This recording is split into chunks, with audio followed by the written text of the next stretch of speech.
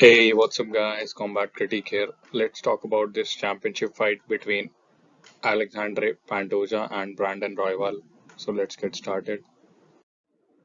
If we take a look at the records of these two guys, starting with the champion Pantoja. So Pantoja has 31 fights in total, and he has won 26 of his 31 fights, lost just 5.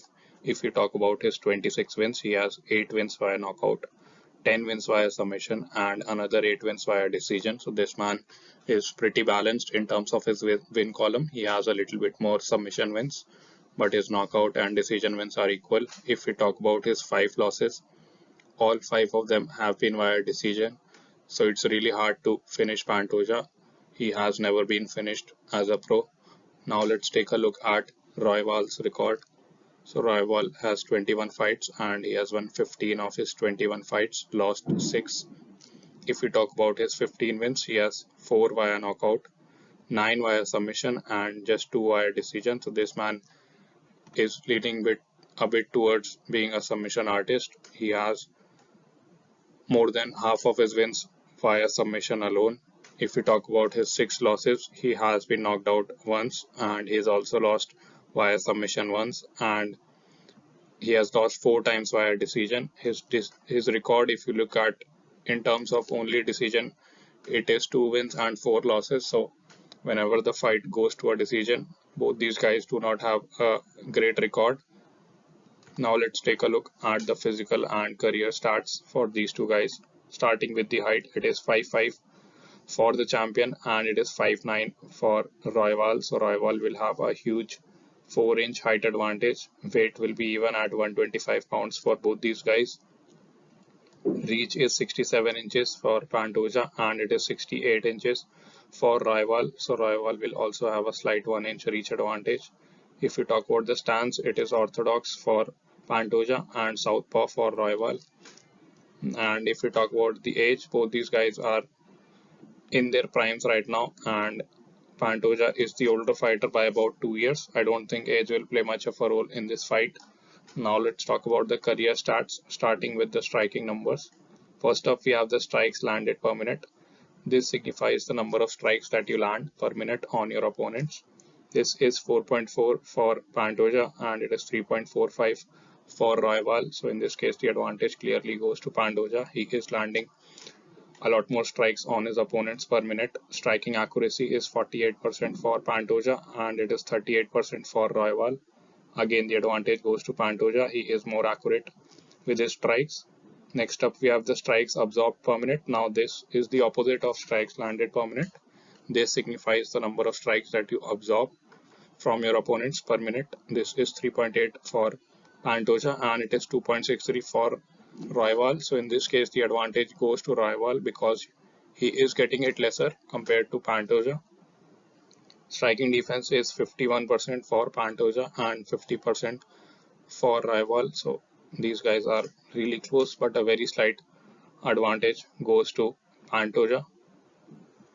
Now let's talk about the wrestling and the grappling stats. Starting with the takedown average, it is 1.75 for Pantoja and just 0.66, almost 1/3 of that number for Royval. So again, the advantage here goes to Pantoja. Takedown accuracy is 44% for Pantoja and 100% for Royval. So this time the advantage goes to Royval. He is having 100% takedown accuracy, which means he has got every takedown that he shot for. Takedown defense is 66% for Pantoja and it is just 39% for Royval. So again here the advantage goes to Pantoja.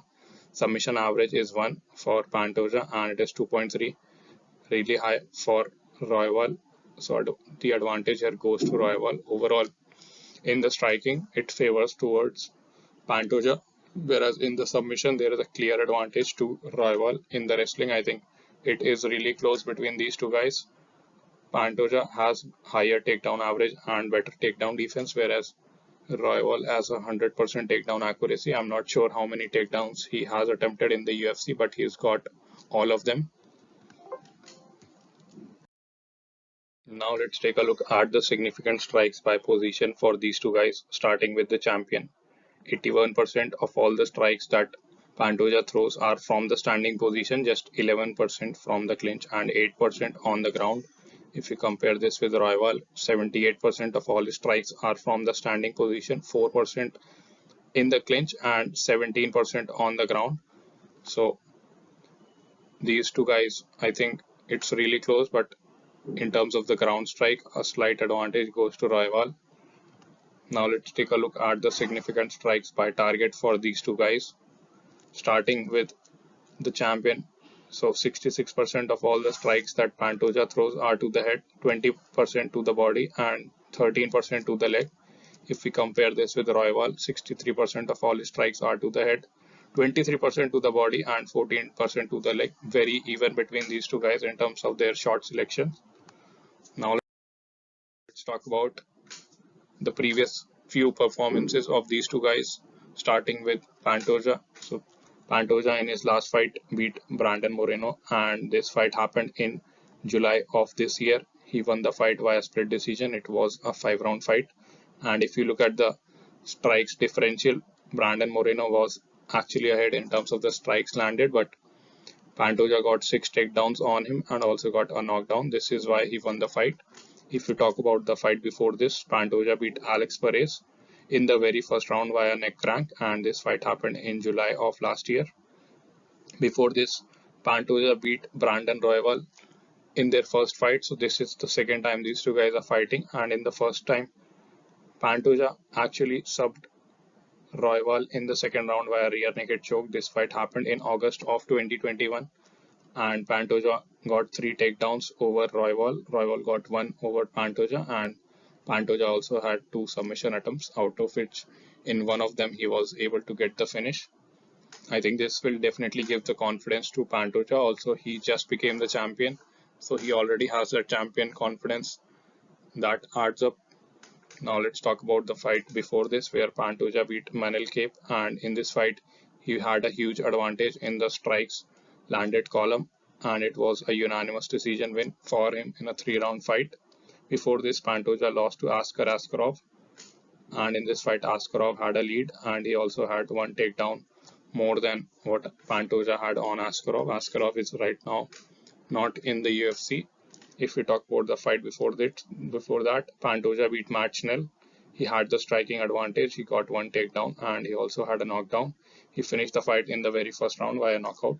Before this was his loss to Davison Figueiredo, where Davison Figueiredo was slightly ahead in terms of the strikes landed. He got a knockdown, and both of these guys landed 2 takedowns on each other. Davison Figueiredo finally managed to win the fight by unanimous decision. This was the prime of Davison Figueiredo.